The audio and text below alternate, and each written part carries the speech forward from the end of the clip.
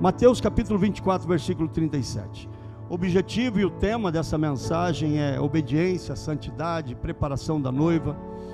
E o que nós vamos usar como base? Os acontecimentos que aconteceram no Antigo Testamento e acontecimentos que eles nos mostram em detalhes como foram os dias antes de algo sobrenatural da parte de Deus acontecer, antes de um julgamento chegar na terra. O que é que aconteceu e o que é que nós temos que estar atentos hoje?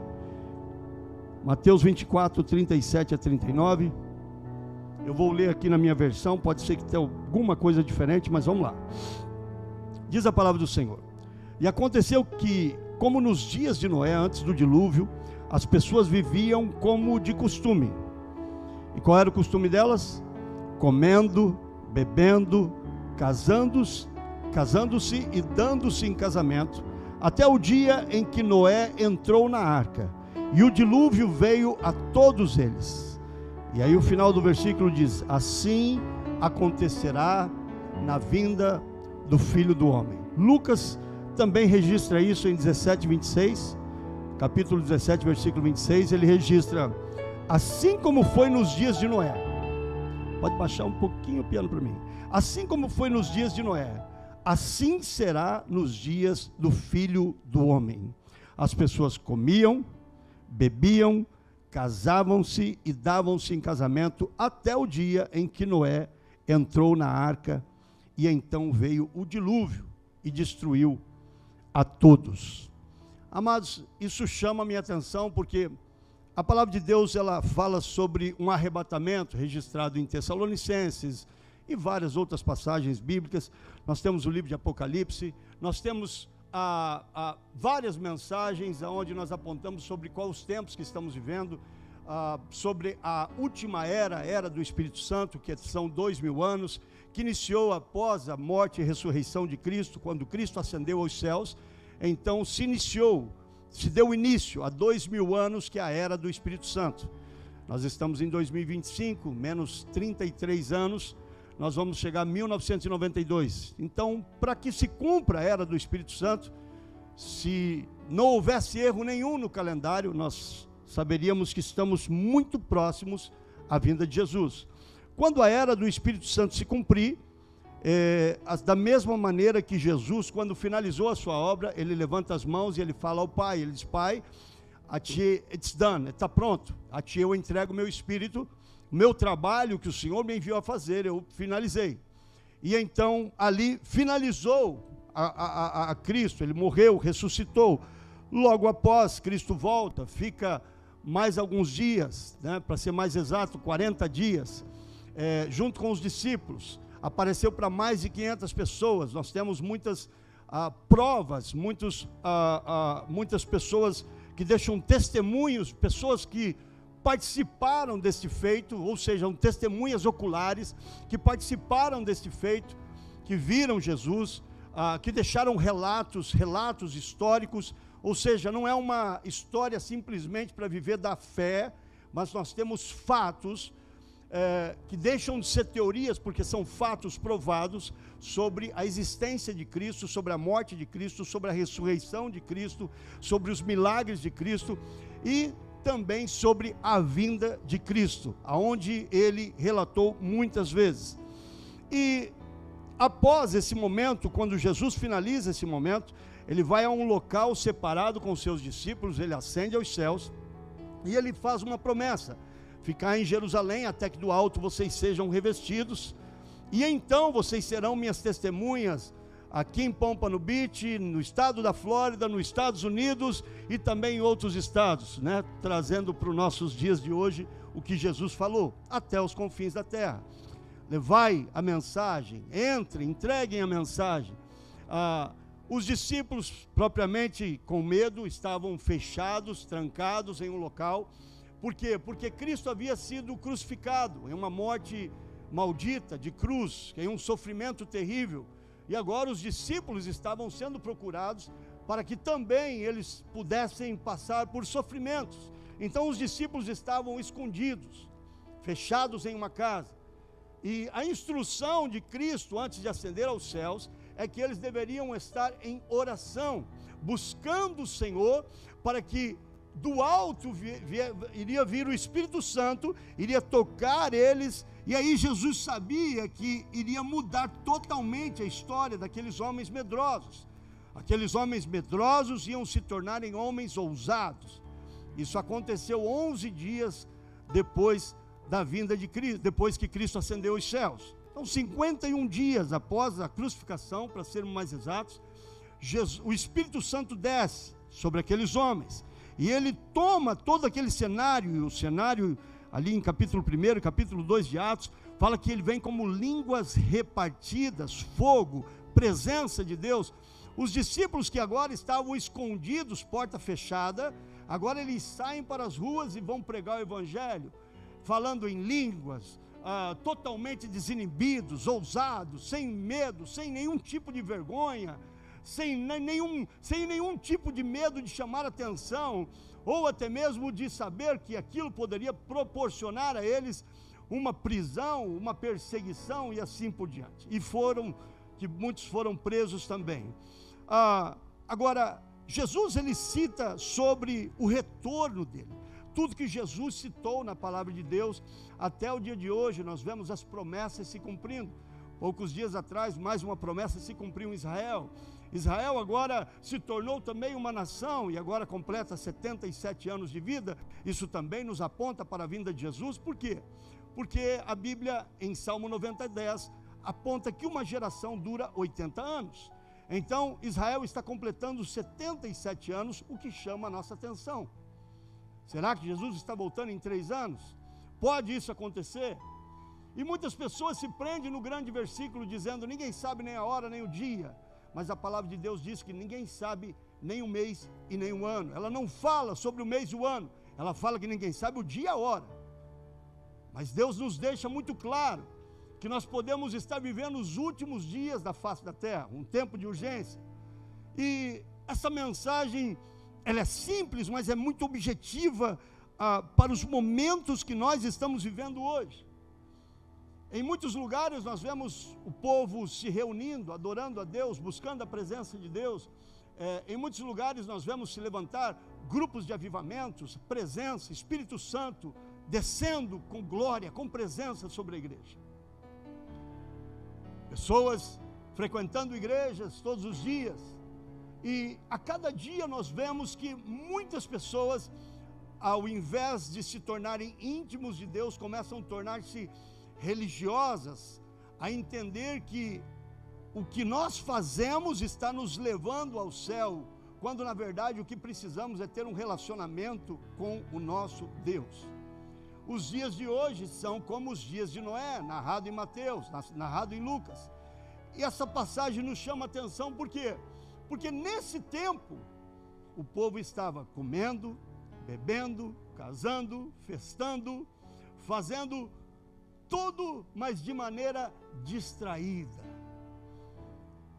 E eu imagino que os comentários dessa história deveriam ser: não, Deus é muito bom, Ele não vai fazer nada com a gente. Esse dilúvio que esse homem está pregando nunca choveu, não é agora que vai iniciar. E você vê como ele é louco, ele está fazendo uma arca já faz mais de 100 anos. Eles caçoavam da pregação de Noé. Então, nós vemos que nesse momento de Noé, o povo vivia uma distração. Não, isso não vai acontecer. Já fazem 50 anos, já fazem 100 anos, diz a Bíblia, que Noé passou 120 anos fabricando essa arca, preparando para tudo aquilo. Ou seja, como Deus foi maravilhoso com o tempo, em dar todo o tempo necessário para que as pessoas pudessem se converter ou voltar-se a Cristo. A frase comiam, bebiam, casavam, se davam-se em casamento, ela nos descreve que nesse momento o povo vivia uma vida cotidiana e foram interrompidos por um julgamento repentino. Bum! Começou o julgamento. Eles entraram para a arca e se iniciou o julgamento. O versículo descreve o comportamento das pessoas. Elas viviam despreocupadas com o julgamento. E hoje nós temos muitos cristãos vivendo esse mesmo momento. em que a bondade de Deus está sobre nós.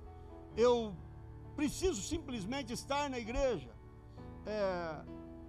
Eu não preciso ter um relacionamento com Cristo. Nós somos a única religião, se podemos citar desta forma, em que o dono dela morreu e ressuscitou.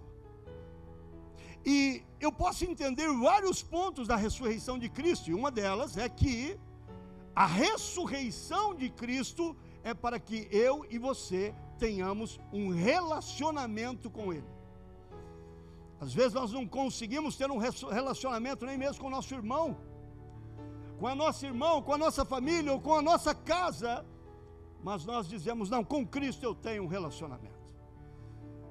Muitos dizem, eu tenho um relacionamento com Cristo, ou eu creio nele, mas eu não tenho uma intimidade de relacionamento com Ele, quando na verdade Ele nos chama de noiva, e Ele é um noivo.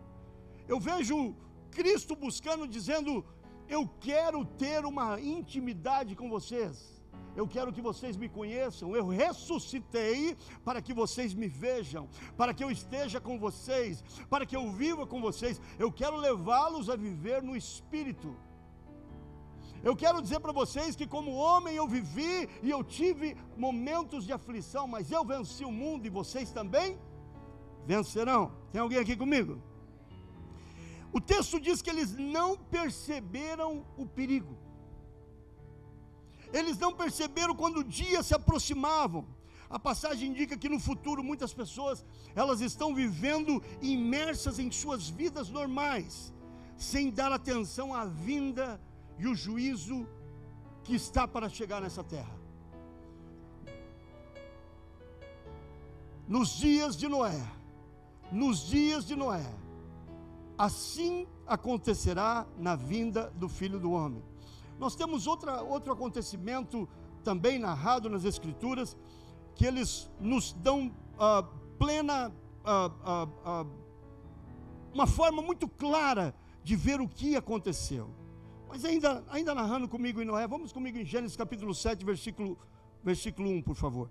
Se você quiser anotar, anote para ler novamente depois, capítulo 6 e 7 de Gênesis, e você vai ter a história de Noé.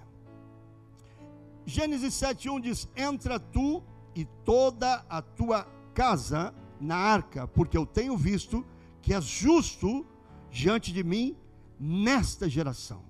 A geração estava corrompida. Noé estava com uma vida justa e ele alinhava a sua casa a uma vida de justiça. E Deus o convida ele para entrar na arca, com ele e toda a sua família.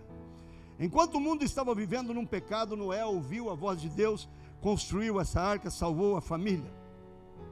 Em Hebreus capítulo 11, versículo 7, diz a palavra de Deus, pela fé, Noé, divinamente avisado de todas as coisas que ainda não se viam, temeu para a salvação da sua família e preparou a arca. Como Noé fez isso? Como Noé fez isso?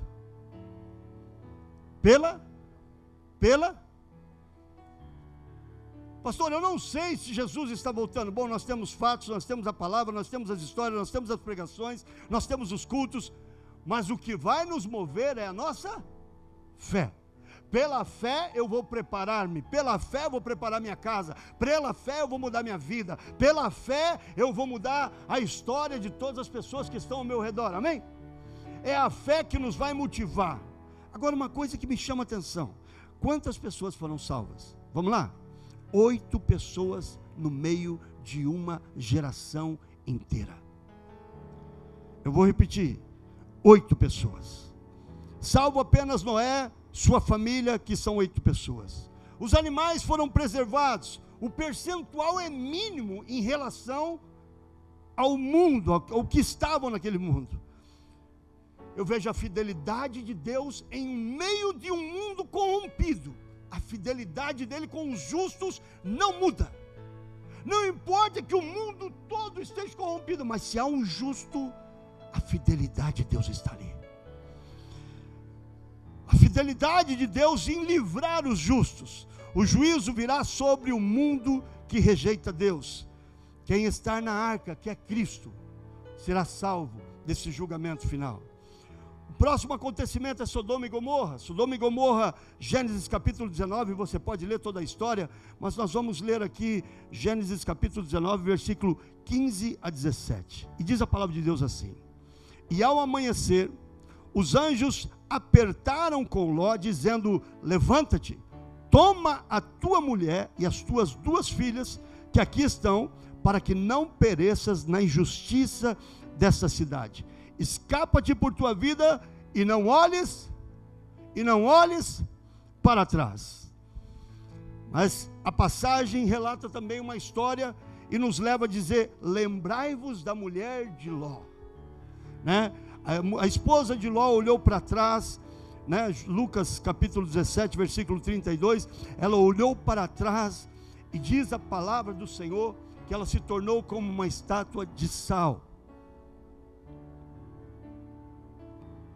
E aí ela ficou junto nesse julgamento por olhar para trás. Veja bem, aqui nós podemos tirar muitas coisas.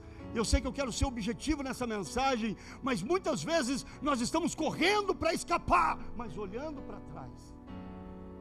E quando nós estamos olhando para trás é porque nós não deixamos o nosso passado para trás. O nosso passado continua nos perseguindo, o nosso passado continua vindo atrás da gente. Eu preciso olhar para frente e esquecer o meu passado. Ah, mas quando eu não era da igreja, quando eu era do mundo, eu era assim, eu era assado, eu fazia isso, eu fazia aquilo e aquele outro. O passado sempre perseguindo, e se nós não deixarmos o nosso passado, ah, pastor, o senhor não entende, me magoaram, me traíram, e tantas coisas aconteceram, o passado vai continuar te seguindo. Até quando você vai ficar olhando o passado? Lembrai-vos da mulher de Ló. Outra coisa que eu vejo na mulher de Ló, ela amava aquela cidade. Se você ler o texto, você vai ver que ela amava aquela cidade. E como que eu vou deixar para trás? Tem muitas pessoas apegadas com este mundo e dizendo: aqui é o meu lugar, eu vou firmar meus passos aqui, eu quero comprar isso.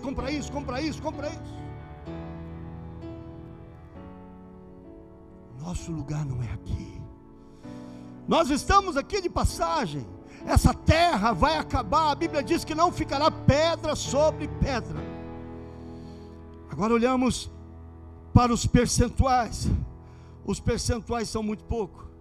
De uma cidade, ou melhor dizendo, de cidades, Sodoma e Gomorra, quantas pessoas foram salvas? 4 estavam se salvando, mas na verdade 3 foram salvas. É um percentual pequeno que chama a nossa atenção, sim ou não? Sim ou não? O que eu tenho escutado nos últimos dias é que Deus é muito bom, Deus é um cara muito nice, e vamos aí de boa, Ele não vai levar em conta as coisas ruins que você está fazendo, Ele não vai dar em conta que você não quer lutar contra o pecado, Ele já venceu o pecado, para que você possa viver no pecado, Ele já venceu, para que você não tenha que lutar contra esse pecado, continua vivendo no pecado. É mensagens que estão sendo pregadas hoje. Que eu estou falando está sendo pregado hoje em muitos lugares. Mas esse relato apontam para a vinda de Jesus, como foi nos dias de Noé, o julgamento chegou. Como foi nos dias de Sodoma e Gomorra, o julgamento chegou. E de repente, não era a maioria, era a minoria. Está aqui, igreja? Não era aqueles que estavam no rally rola, era aqueles que estavam dizendo assim: eu vou me separar para Cristo, eu não vou me envolver com esse mundo, eu vou lutar contra ele. Está difícil, mas eu vou lutar. Está difícil, mas eu vou mudar. Muitos podem pensar: olha, eu realmente não consigo, eu vejo que o meu percentual é pequeno, então quer saber, eu vou aproveitar o mundo de uma vez, porque aí pelo menos eu aproveito. Você não tem ideia o que é o inferno. Se você quiser, tome nota e coloque aí: artista coreana tira fotos do inferno e traz para si, ou pinta quadros, alguma coisa assim. Veja o vídeo. Era uma artista coreana que pintava quadros, e de repente numa vigília o Senhor a visitou, tomou ela pela mão e levou ela ao inferno, e falou: eu vou mostrar para você como é o inferno, para que você pinte quadros e mostre ao mundo, para que o mundo acorde e entenda o que é o inferno. Se nós pudéssemos ir hoje com o celular lá para o inferno, nós ia fazer videozinhos, olha essa parte aqui, olha essa outra parte aqui, olha aqui isso aqui, mas não dá. Então Jesus levou uma artista e ela pinta quadros mostrando cada parte do inferno. Mas há uma mensagem negativa nas igrejas dizendo: não pregue sobre isso. E há uma preocupação com todo pastor que está buscando fazer uma obra correta. Para onde eu estou conduzindo o povo de Deus?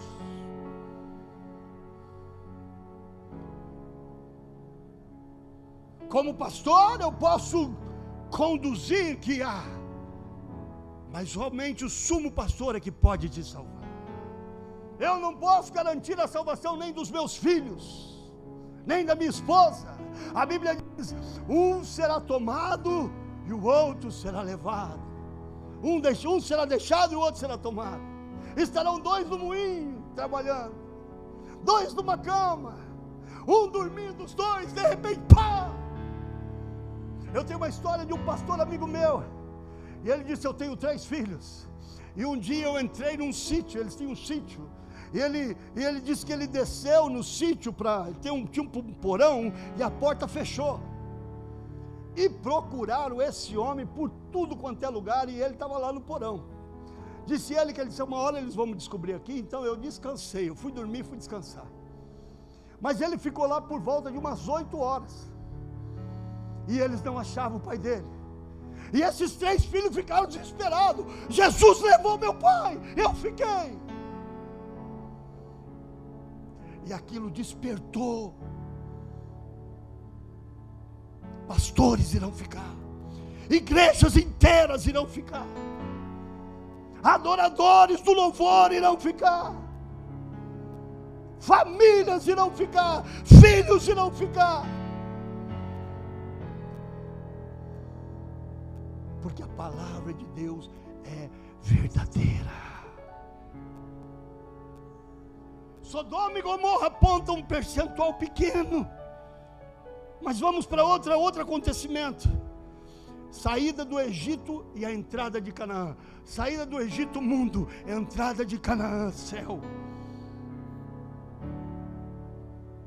A primeira coisa que Moisés quer fazer é tirar o povo do Egito para levar eles no Monte Sinai para adorarem o nome de Jesus. Vocês vão adorar o nome de Jesus, e depois nós vamos em caminho a Canaã. Vamos começar com a adoração, mas no caminho eles já começam a ver muitos acontecimentos. Um deles que simboliza o batismo nas águas, onde as águas se abriram e eles passaram por mar seco, por terra seca. Eles viram milagres: água sair das rochas, carne cair do céu, pão ser feito no meio das nuvens e cair nas mãos deles. Todos os tipos de milagres. Levantaram-se rebeldes contra a vida de Moisés. A própria Miriam, como irmã, ela teve que passar por um processo. Um povo que se rebeliou, foi aberto uma fenda. Leia sobre a história em Gênesis. Uma fenda se abriu e o povo foi engolido pela terra. Quantas coisas esse povo viu! Milagres e milagres e milagres e acontecimentos. Olha, Deus é real. Moisés desceu com 40 dias de jejum. O povo estava quase desviado, adorando um bezerrinho de ouro, usando o seu ouro para uma glória terrena. De repente, quando eles viram Moisés descendo com as tábuas, a glória de Moisés estava estampada no rosto de Moisés. Esse povo viu milagres. Isso está registrado em Números capítulo 13 e 14. Você pode também ler em Josué. O povo de Israel viu milagres, atravessou o Mar Vermelho, tantas coisas aconteceram. Mas quantas pessoas entraram na terra prometida? Alguém me recorda, por favor, porque eu me esqueci. Quem? Josué e quantas pessoas tinha ali? 3 milhões de pessoas. 2 entraram. Mas eu não quero entrar aí. Eu quero entrar no outro lado. Quantos espias Moisés enviou da primeira vez? Alguém recorda? 12 espias ele enviou para entrar. Vai lá e checa a terra. Nós vamos invadir isso aí. Nós vamos tomar, porque é uma promessa. Deus prometeu. E agora a conquista é a gente vai entrar. E ele enviou 12 espias. Dos 12 espias, 10 voltaram negativos. Não vai dar não. Moisés, tu está velho demais, tu está caducando já. Moisés, Deus prometeu, mas você não viu o tamanho daqueles homens? E outra, comida deles é boa, o vão deles, as coisas que eles comem é tudo grande, por isso que eles são grandão. Não tem chance para nós não. A Bíblia diz, o texto diz, Números 14:30, fala: não entrareis na terra pela qual levantei a minha mão, não vos farei habitar nela, salvo somente Caleb, filho de Jefoné, e Josué, filho de Nun. 12 espias, dando um percentual de 16,6%, que realmente disseram: não importa o tamanho daquele gigante, não importa qual é a dificuldade, não importa o tamanho da muralha deles, Deus mandou a gente conquistar.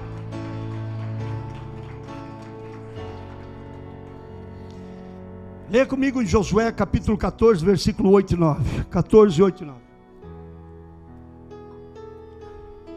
Olha o texto. Mas meus irmãos que subiram comigo desesperaram o povo.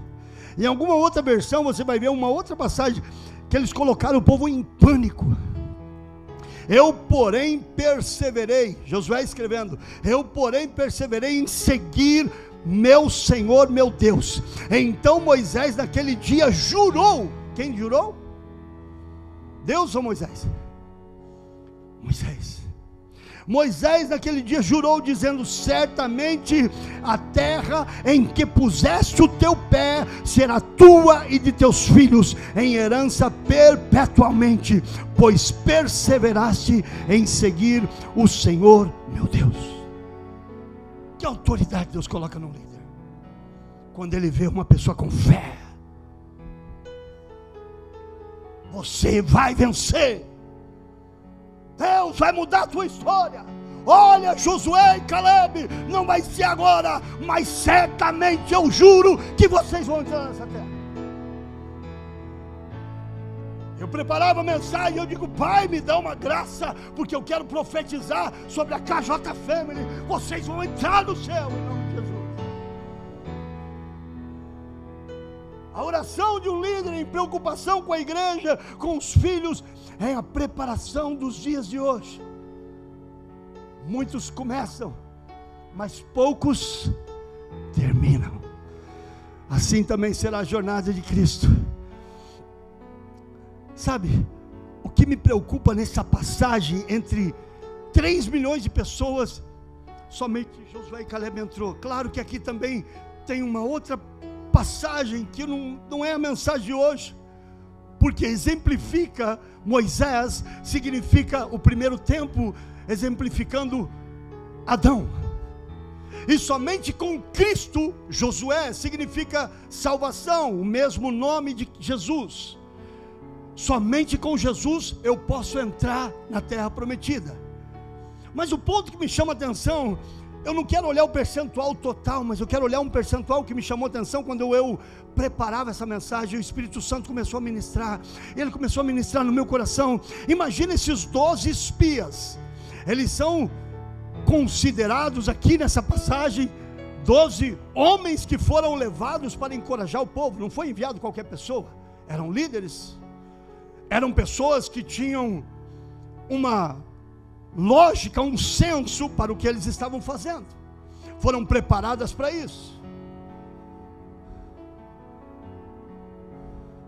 Eram homens possivelmente corajosos. Eles eram os pastores, considerando hoje. 12, somente 2 acreditavam. 10 ficou para trás. O que 10 homens desencorajados fizeram com toda uma nação? Colocar em pânico o povo. Colocar o povo em pânico.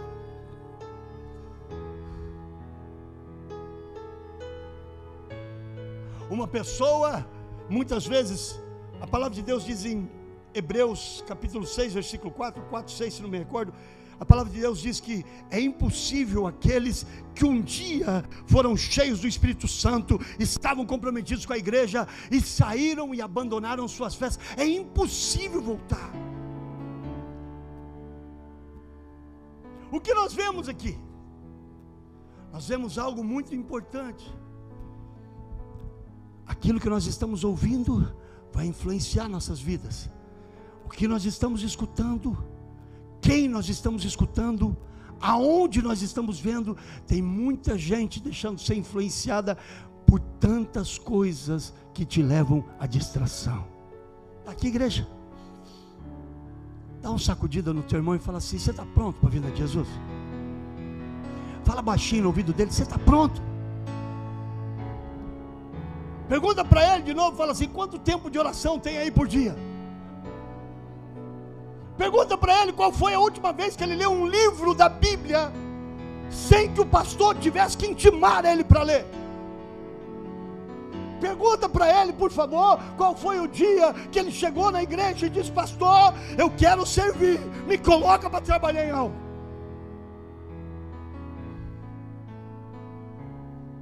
E talvez você vai escutar algumas justificativas. Ah, pastor, meu esposo não é cristão. Ah, pastor, minha esposa não é cristão. É, pastor, o senhor não sabe, eu tenho muito trabalho e agora eu estou ganhando em dólar, e o dólar agora, o senhor sabe, né? Está aqui, igreja. Quem é que você está encorajando? Quando as pessoas vêm ao teu lado, como elas saem mais crente ou elas saem desviadas do teu lado? Pastor, eu não creio na vinda de Jesus. Você tem o direito de estar errado. Crendo ou não, Jesus vai voltar. Porque Jesus nos traz esses pontos, esses números, esses percentuais na palavra. Gálatas capítulo 3 e 4, é um bônus que eu não passei para os meninos. Sois assim insensatos, que tendo começado no Espírito, agora está se aperfeiçoando na carne. Começou no Espírito, mas agora está na carne. Terá sido em vão tudo que vocês sofrestes. As lições que nós podemos tirar: a fé e a obediência são fundamentais para entrar na herança prometida do Senhor. Deus prometeu vir buscar o povo de Deus. Ele falou: eu estou subindo, mas eu vou voltar, e eu vou voltar para levá-los comigo. Eu estou indo preparar lugar. Há uma preparação, há uma casa preparada, há um lugar preparado, aonde o choro, não vai haver choro, ranger de dentes. E deixa eu dizer uma coisa para você: não adianta você dizer para mim que tem 20, 30 anos de igreja. Não adianta você querer falar para mim e querer me dar desculpas.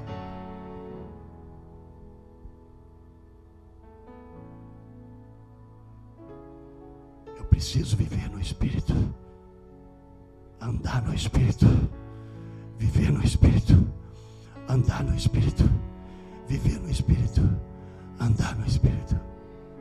Como eu vou fazer para fazer isso, pastor? Se eu iniciei no Espírito, quando eu aceitei a Jesus, eu aceitei o meu Espírito, eu decido aceitar a Cristo, o meu Espírito se torna vivo, ligado na tomada, que é o Senhor.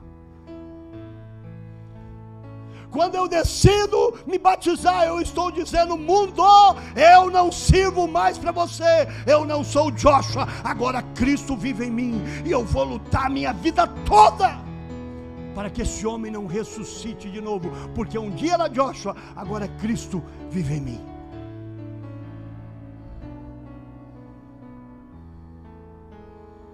Esse mês é o mês de só 5, sabe? Nós estamos no último domingo do mês, 5 domingos esse mês. Qual mês nós estamos? Santidade. Em inglês é holiness, santidade. Sem santidade,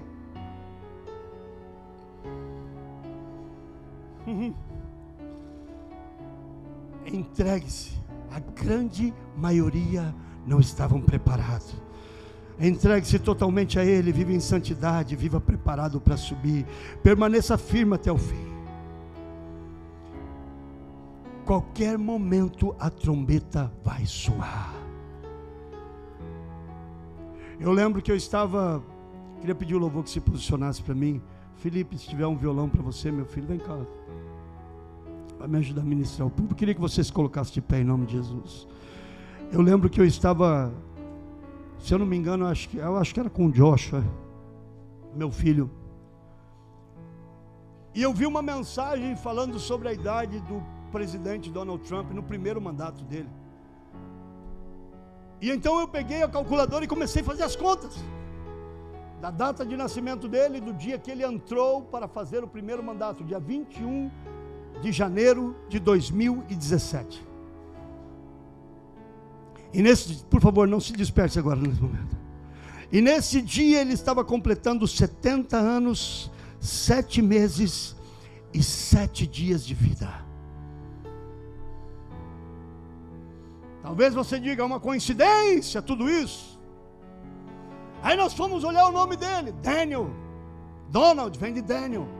Daniel significa: o Senhor é o meu juiz. Trump, trombeta. 7, número da perfeição. Perfeição no Pai, perfeição no Filho, perfeição no Espírito Santo.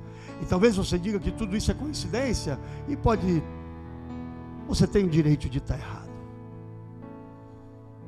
Quando eu olho para os fatos bíblicos e eu vejo os sinais e promessas acontecendo diariamente, a Bíblia diz em 21:36 de Lucas: vigiai, pois, em todas as manhãs. Vigiai, pois, quando você for dormir à noite. Vigiai, pois, no domingo, quando você for na igreja. É assim que dizem? Vigiai, pois, em todo o tempo, orando, para que sejais havidos por dignos de evitar todas estas coisas que hão de acontecer, e de estar em pé diante do Filho do Homem. Presta atenção no que eu vou dizer para você.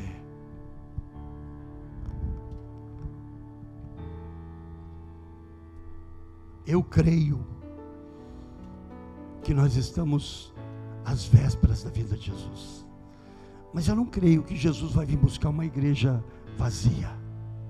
Eu creio que vai haver um despertamento na igreja, e a igreja do Senhor empoderada, se essa palavra não tem em português, em espanhol, a igreja do Senhor cheia de poder. Mas para que a igreja encha, o povo vai ter que ter um compromisso com Deus. Pastor, o senhor está pregando essa mensagem, Jesus pode voltar hoje? Ele pode. Eu creio que Deus está chamando você para um concerto.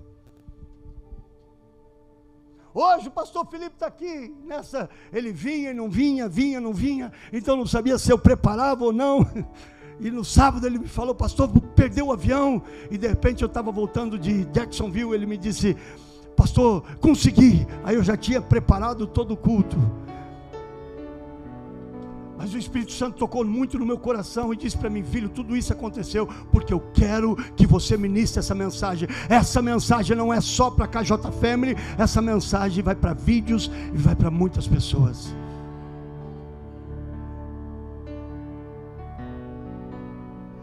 mensagem da extrema graça diz que todos, da maneira que estão, como quiserem, casando, dando-se em casamento, vão entrar no reino de Deus. Mas a palavra de Deus é viva e eficaz, ela fala a verdade.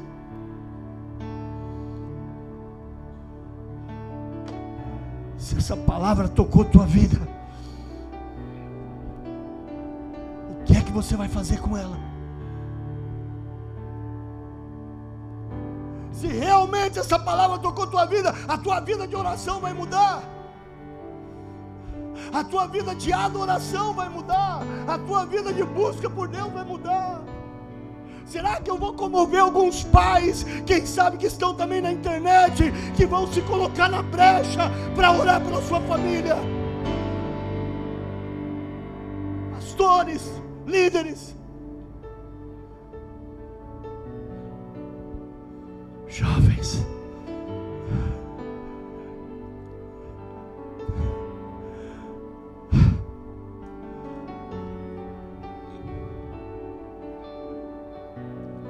os dias que nós vivemos são homens amantes dos seus desejos,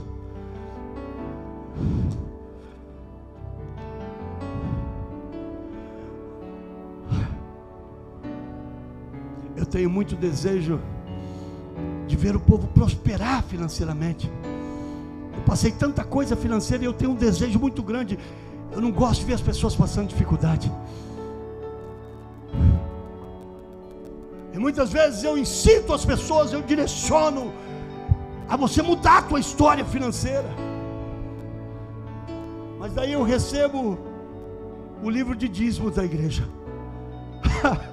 Me dá vontade de chorar.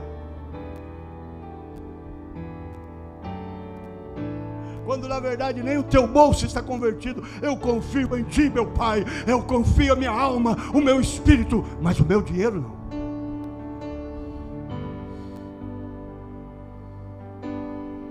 Queremos Deus como sócio nos nossos negócios, mas não queremos ser fiel a Ele. E muitas pessoas me procuram e dizem: o senhor é um bom administrador. E eu vou falar todo enquanto eu viver: não sou. Eu só obedeço essa palavra, eu faço o que ela diz e Deus me abençoa.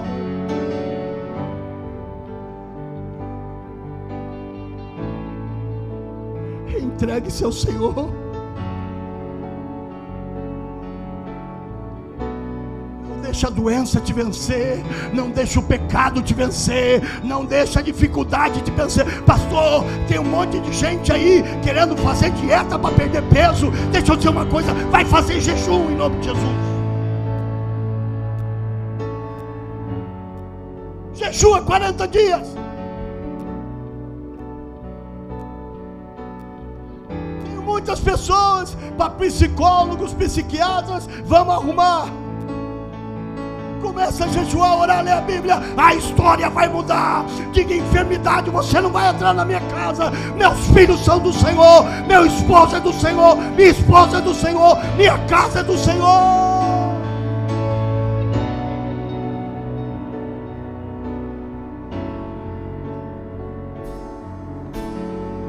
Feche os teus olhos, faça a tua oração com Deus. Faça a tua oração com Deus agora. Comece agora a se dedicar. Entregue a tua vida ao Senhor, confia nele, mas Ele fará. Buscai primeiro o reino de Deus, e as demais coisas vos serão acrescentadas. Eu te convido você a ir para um outro nível. Você ir para pastor, eu estou muito bem, eu estou adorando, eu estou fazendo, mas eu quero levar você. Vai, sai daqui e vem para cá. Sai daqui e vem para cá. O que era ontem, foi ontem. Eu te convido a ser mais hoje. Feche os teus olhos agora e comece a orar ao Senhor. Comece a orar ao Senhor. Durante esses minutos de ministração, comece a orar ao Senhor. Se você ora em línguas, comece a orar em línguas. Pastor Felipe.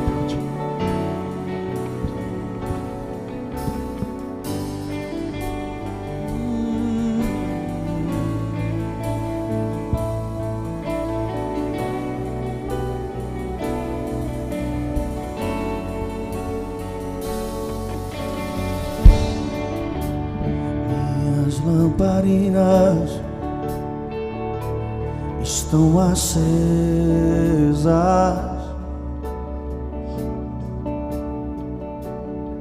Se você quiser dobrar os seus joelhos, levantar suas mãos, estou esperando. deixa Deus tocar teu coração. O barulho dos teus passos em direção à porta. É só bater que eu vou abrir pra você entrar. É só bater que eu vou abrir pra você entrar. Eu já coloquei as minhas vestes brancas, estou só te esperando, vem, vamos dançar. Maranata,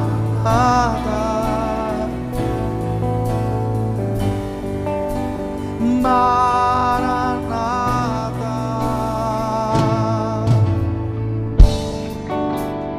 Minhas lamparinas estão acesas.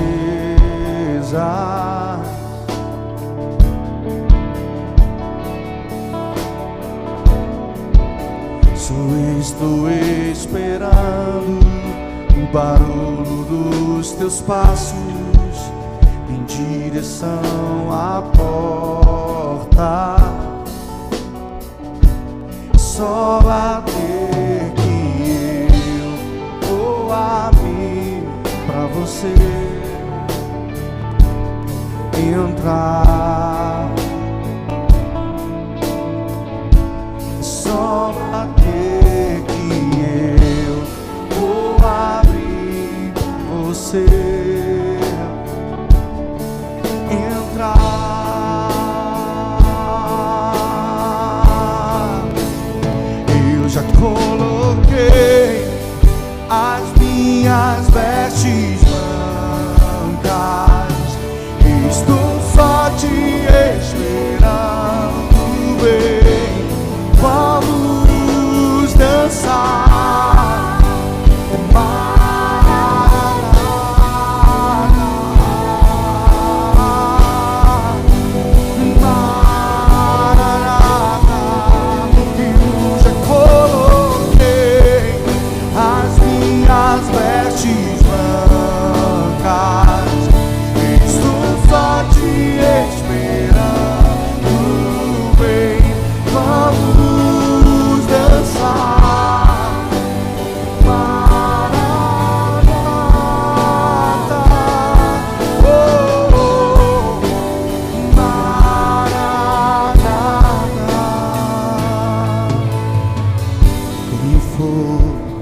Nos olhos eu não imaginava que era lindo assim, que era lindo assim.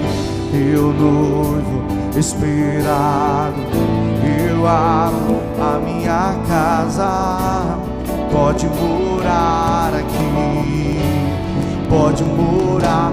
Tem fogo, tem fogo nos olhos, eu não, que era lindo assim, que era lindo assim, teu noivo.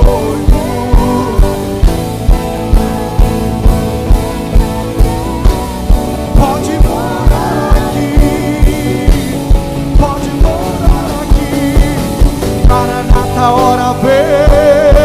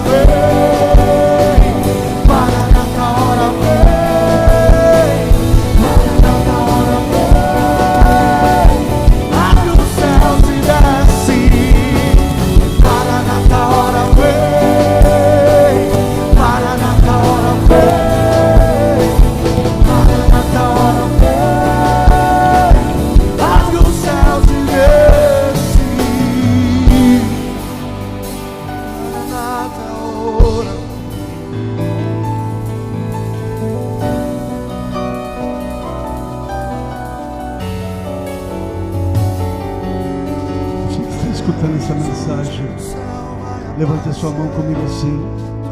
Repita essa oração comigo. Diga: Senhor Jesus. Quero te ouvir, igreja. Senhor Jesus. Se você está na sua casa, repita conosco: Senhor Jesus, eu me arrependo de todos os meus pecados. Me coloco à tua disposição para fazer a tua obra. Escreve e faça brilhar o meu nome no céu, no livro da vida. Senhor, prepara a minha casa, a minha vida, a minha família. Me dá estratégias, graça, favor para alinhar todas as áreas da minha vida. Me dá sabedoria divina do céu para associar-me a pessoas que estão caminhando para o céu, para que isso venha ajudar a crescer a minha fé. Pai, as minhas palavras e as minhas ações serão sempre comprometidas contigo, para levar outras pessoas a ti. Eis-me aqui, eis-me aqui, envia-me a mim, em nome de Jesus, em nome de Jesus. Eu te abençoo a tua vida, a tua casa, a tua família. Eu abençoo e declaro uma nova história na tua vida, em nome de Jesus. Eu declaro no nome de Jesus Cristo, que a mão do nosso bom Deus tocou o teu coração, e esse coração passa por uma transformação diária até a vinda de Jesus.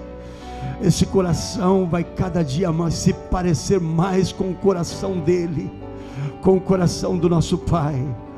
Eu declaro em nome de Jesus Cristo que a tua mente e os teus olhos irão estar acordados para todos os sinais. Eu profetizo na tua vida em nome de Jesus Cristo um desejo para te levantar na leitura, no jejum, na palavra. Eu profetizo gozo, alegria em nome de Jesus. Eu profetizo favor e graça de Deus para vencer todas as aflições, enfermidades, dificuldades, circunstâncias, obstáculos, e a cada um deles você seja mais forte em Cristo Jesus. E todo o povo de Deus diz amém, glorifica o Senhor, aplauda o Senhor, em nome de Jesus, amém. Dá um high five para o teu irmão do seu lado aí, e diga: a vitória é nossa, pelo sangue de Jesus.